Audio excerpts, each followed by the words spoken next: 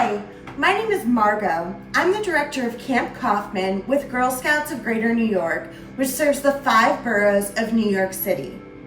Today we're going to be working on step 4 of the Senior Trail Adventure and Ambassador Trail Adventure badges. This step is to set your goal and train for your adventure. What we're going to be using is a process called mental imagery. All you need is a place to sit and some comfortable clothes. This process takes about 20 to 30 minutes to learn, but it's a good thing to practice in the days leading up to your adventure. So what is mental imagery? Mental imagery means visualization or mental rehearsal. It's the process of thinking through all of the details of what it will mean to succeed in your adventure. It's often used by teachers, musicians, but especially athletes and coaches to help eliminate their weaknesses and to focus on their strengths. So let's go ahead and start learning more about mental imagery. Before you get started with practicing mental imagery, it's important to remember that this is a skill and practice makes perfect. It may not come easily the first time you try it, but just stick with it. You also want to make sure that you are focusing on the quality of the images that you're imagining rather than the quantity.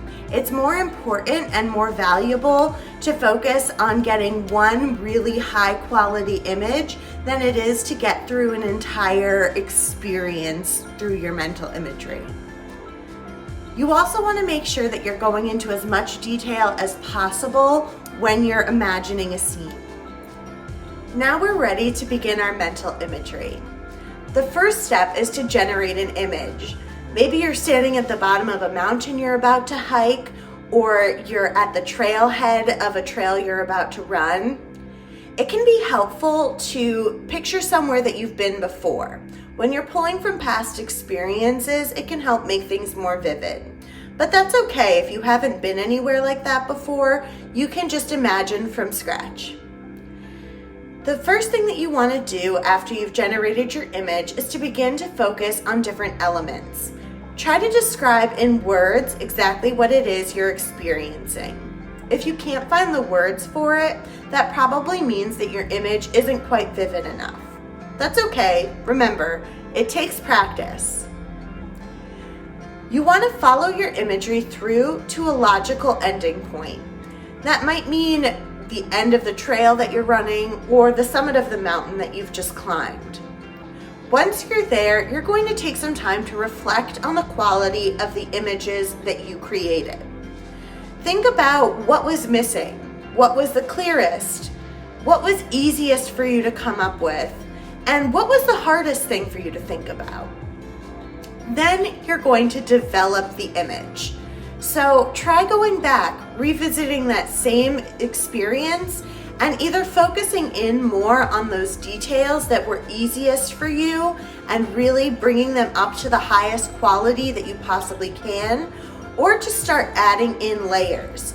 Maybe you had thought about what things looked like and sounded like, but hadn't really thought about what smells you were experiencing or would be experiencing on that journey. Close your eyes. Breathe out long, slow exhalations through the mouth. Breathe normal inhalations through the nose. Do that 3 times. On the next long out-breath, you become one with nature. Imagine yourself entering a forest. Listen to the silence of the forest. Hear all the different sounds that are constructing the silence. See a trail just ahead of you now. Breathe out 1 time slowly. Look at the shadows and lights between the trunks and the branches of the trees. Begin walking or running on the trail, moving down the path, stepping over roots, and climbing up as the trail goes up. Let yourself be filled by the visions and imagery of your hike or run. Breathe out one time slowly.